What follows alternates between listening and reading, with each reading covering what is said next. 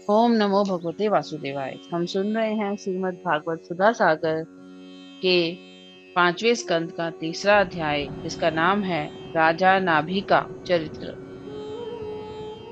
श्री सुखदेव जी कहते हैं, राजन, अग्निंद्र के पुत्र नाभि के कोई संतान न थी, इसलिए उन्होंने अपनी भार्या मेरु देवी के सहित पुत्र की कामना से एकाग्रता पूर्वक भगवान यज्ञ पुरुष का यजन किया। यद्यपि सुंदर अंगों वाले श्री भगवान द्रव्य, देश, काल, मंत्र, ऋद्वज, दक्षिणा और विधि इन यज्ञ के साधनों से सहज में नहीं मिलते, तथापि वह भक्तों पर तो कृपा करते ही हैं।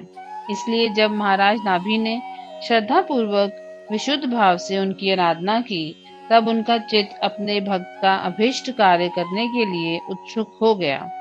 यद्यपि उनका स्वरूप सर्वथा स्वतंत्र है, तथापि उन्होंने प्रवज्ञ कर्म का अनुष्ठान होते समय उसे मन और नयनों को आनंद देने वाले अवयवों से युक्त अति सुंदर हृदयाकर्षक मूर्ति में प्रकट किया। उनके श्री अंग में रेशमी पीताम्बर था, वक्ष स्थल पर सुमनोहर श्रीवत्स चिन्ह सुशोभित था, भुजाओं में शंख, चक्र, गदा, पद्म तथा गले में वनमाला और कौस्तुभमणि की शोभा थी। संपूर्ण शरीर अंग प्रत्यंग की कांति को बढ़ाने वाले किरण जाल मंडित मणिमय मुकुट, कुंडल, कंगन, करघनी, हार, बाजूबंद और नूपुर आदि आभूषणों से विभूषित था। ऐसे परम तेजस्वी चतुर्भुज मूर्ति पुरुष विशेष को प्रकट हुआ देख ऋग्वेद सदस्य और यजमान आदि सभी लोग ऐसे आवाहित हुए, जैसे निर्जन पुरुष अपार धन राशि पाकर फूला नहीं समाता। फिर सभी ने सिर झुकाकर अत्यंत आदर पूर्वक प्रभु की अधर्य द्वारा पूजा की और ऋत्विजनों ने उनकी स्तुति की। ऋत्विजनों ने कहा, पूज्यतम, हम आपके अनुगत भक्त हैं। आप हमारे पुनः पुनः पूजनीय हैं, किंतु हम आपकी पूजा करना क्या जाने। हम तो बार बार आपको नमस्कार करते हैं। इतना ही हमें महापुरुषों ने सिखाया है। आप प्रकृति और पुरुष से भी परे हैं। फिर प्राकृत गुणों के कार्यभूत इस प्रपंच में बुद्धि फंस जाने से आपके गुण गान में सर्वथा असमर्थ ऐसा कौन पुरुष है, जो प्राकृत नाम, रूप एवं आकृति के द्वारा आपके स्वरूप का निरूपण कर सके। आप साक्षात परमेश्वर हैं। आपके परम मंगलमय गुण संपूर्ण जनता के दुखों का दमन करने वाले हैं। यदि कोई उन्हें वर्णन करने का साहस भी करेगा, तो केवल उनके एक देश का ही वर्णन कर सकेगा। किंतु प्रभु, यदि आपके भक्त प्रेम गदगद वाणी से स्तुति करते हुए सामान्य जल, विशुद्ध पल्लव, तुलसी और दूब के अंकुर आदि सामग्री से ही आपकी पूजा करते हैं, तो भी आप सब प्रकार संतुष्ट हो जाते हैं। हमें तो अनुराग के सिवा इस द्रव्य काल आदि अनेकों अंगों वाले यज्ञ से भी आपका कोई प्रयोजन नहीं दिखलाई देता, क्योंकि आपसे स्वतः ही क्षण क्षण में जो संपूर्ण पुरुषार्थों का फल स्वरूप परमानंद स्वभावत ही निरंतर प्रादुर्भूत होता रहता है। आप साक्षात उसके स्वरूप ही हैं। इस प्रकार यद्यपि आपको इन यज्ञादि में कोई प्रयोजन नहीं है, तथापि अनेक प्रकार की कामनाओं की सिद्धि चाहने वाले हम लोगों के लिए तो मनोरथ सिद्धि का पर्याप्त साधन यही होना चाहिए। आप ब्रह्मादि परम पुरुषों की अपेक्षा भी परम श्रेष्ठ हैं। हम तो ये भी नहीं जानते कि हमारा परम कल्याण किसमें है, और न हमसे आपकी यथोचित पूजा ही बनी है। तथापि जिस प्रकार तत्वज्ञ पुरुष बिना बुलाए भी केवल करुणावश अज्ञानी पुरुषों के पास चले जाते हैं, उसी प्रकार आप भी हमें मोक्ष संज्ञक अपना परम पद और हमारी अभीष्ट वस्तुएं प्रदान करने के लिए अन्य साधारण यज्ञ दर्शकों के समान यहाँ प्रकट हुए हैं। पूज्यतम, हमें सबसे बड़ा वर तो आपने यही दे दिया कि ब्रह्मादि समस्त वरदायकों में श्रेष्ठ होकर भी आप राजश्री नाभि की इस यज्ञशाला में साक्षात हमारे नेत्रों के सामने प्रकट हो गए। अब हम और वर क्यों मांगे।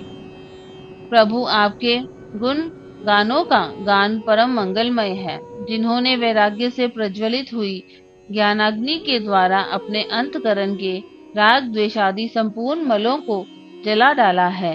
अतएव जिनका स्वभाव आपके ही समान शांत है, वह आत्माराम मुनिगण भी निरंतर आपके गुणों का गान ही किया करते हैं।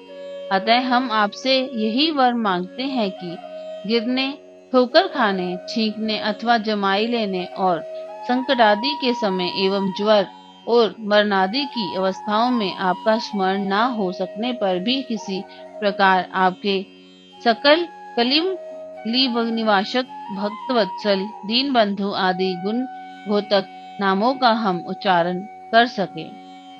इसके सिवा कहने योग्य न होने पर भी एक प्रार्थना और है।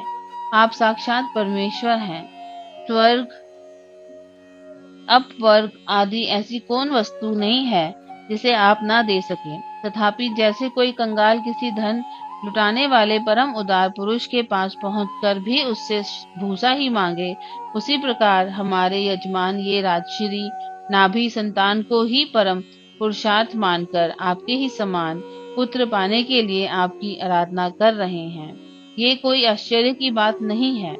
आपकी माया का पार कोई नहीं पा सकता और न वह किसी के वश में ही आ सकती है। जिन लोगों ने महापुरुषों के चरणों का आश्रय नहीं लिया, उनमें ऐसा कौन है जो उसके वश में नहीं होता। उसकी बुद्धि पर उसका परदा नहीं पड़ पा जाता और विषय रूप विषय का वेग उसके स्वभाव को दूषित नहीं कर सकता। देव, आप भक्तों के बड़े बड़े काम कर देते हैं। हम मंदमतियों ने कामनावश इस तुच्छ कार्य के लिए आपका आवाहन किया। ये आपका अनादर ही है, किंतु आप समदर्शी हैं। अतः हम अज्ञानियों की इस दृष्टता को आप क्षमा करें।